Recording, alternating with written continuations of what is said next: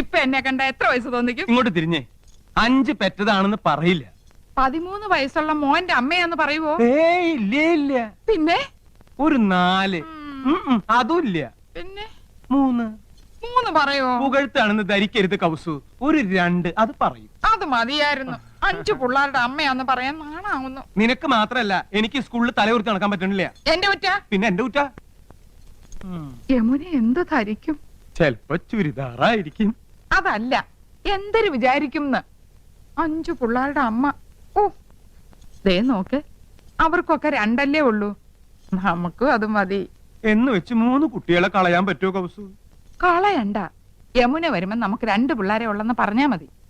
3 പേരെ മുറിയിലിട്ട് പൂട്ടാ. കൗസു മിണ്ടാതിരുന്നാ മതി. കല്യാണി, ശശികുട്ട, ശങ്കര,